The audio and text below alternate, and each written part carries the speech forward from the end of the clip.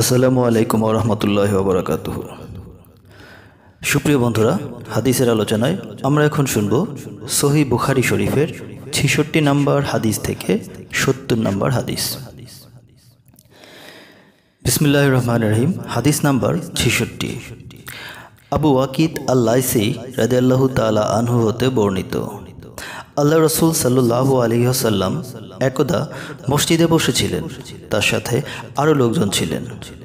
এমতো অবস্থায় তিনজন লোক আসলো। তন্মধ্যে দুজন আল্লাহ রসুল সাল্লাল্লাহু আলাইহি ওয়াসাল্লামের দিকে এগিয়ে আসলেন এবং একজন চলে গেলেন। আবু ওয়াকিদ রাদিয়াল্লাহু তাআলা আনহু বলেন, তারা দুজন আল্লাহ রসুল সাল্লাল্লাহু আলাইহি ওয়াসাল্লামের নিকট কিছুক্ষণ দাঁড়িয়ে থাকলেন। অতঃপর তাদের একজন মজলিসের মধ্যে কিছুটা খালি জায়গা দেখে সেখানে বসে পড়লেন এবং অপরজন তাদের পেছনে বসলেন। আর তৃতীয় ব্যক্তি ফিরে গেল। যখন আল্লাহ রসুল সাল্লাল্লাহু আলাইহি ওয়াসাল্লাম অবসর হলেন, সাহাবীদের লক্ষ্য করে তিনি বললেন, আমি কি তোমাদেরকে এই তিন ব্যক্তি সম্পর্কে কিছু বলবো না? তাদের একজন আল্লাহর আশ্রয় প্রার্থনা করল। আল্লাহ তাকে আশ্রয় দিলেন। অন্যজন লজ্জাবোধ করল, তাই আল্লাহ তার ব্যাপারে লজ্জাবোধ করলেন। আর অপরজন মজলিস হাজির হওয়া থেকে বিরত থাকলেন, তাই আল্লাহ তার দিক থেকে মুখ ফিরিয়ে নিলেন। হাদিস নাম্বার ৬৭। আবু বকর রাদিয়াল্লাহু তাআলা আনহু হতে বর্ণিত, তিনি একদা নবী সাল্লাল্লাহু আলাইহি ওয়াসাল্লামের কথা উল্লেখ করে বলেন, মিনায় তিনি তার উটের পিঠে উপর উপবেশন করেছিলেন। জনৈক ব্যক্তি তার উটের লাগাম ধরে রেখেছিল। তিনি বললেন, এটা কোন দিন? আমরা চুপ করে রইলাম আর ধারণা করলাম যে অচিরেই তিনি এই দিনটির আলাদা কোনো নাম দিবেন। তিনি বললেন, এটা কি কোরবানির দিন নয়? আমরা বললাম, জি হ্যাঁ। তিনি জিজ্ঞেস করলেন, এটা কোন মাস? আমরা নীরব রইলাম আর ধারণা করলাম যে অচিরেই তিনি এর আলাদা কোনো নাম দিবেন। তিনি বললেন, এটা কি জিলহজ মাস নয়? আমরা বললাম, জি হ্যাঁ। তিনি বললেন, তোমাদের রক্ত, তোমাদের ধন সম্পদ, তোমাদের সম্মান, তোমাদের পরস্পরের জন্য হারাম। যেমন আজকে তোমাদের এই দিন, তোমাদের এই মাস, তোমাদের এই শহর মর্যাদা সম্পন্ন।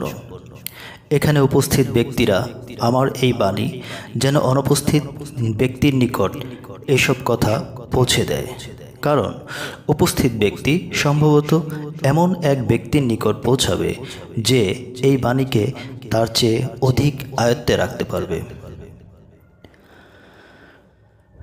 হাদিস নাম্বার ৬৮।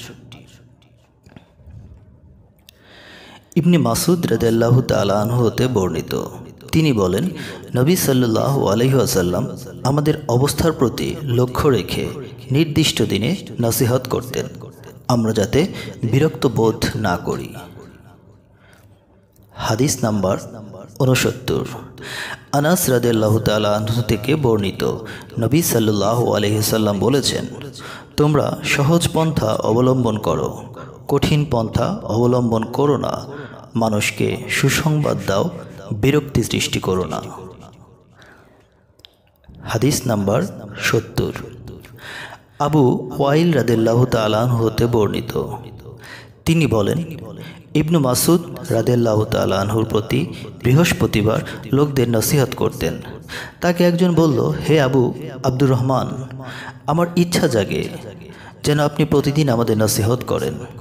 তিনি বললেন, এ কাজ থেকে আমাকে যে বাধা দেয়া হচ্ছে, আমি তোমাদের ক্লান্ত করতে পছন্দ করি না, আর আমি নসিহত করার ব্যাপারে তোমাদের প্রতি খেয়াল রাখি।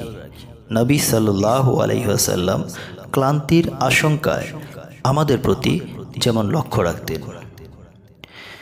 মহান আল্লাহ রাব্বুল আলামিন আমাদের সকলকে কোরআন ও হাদিস অনুযায়ী জীবন গঠন করার তৌফিক দান করুন। আমিন।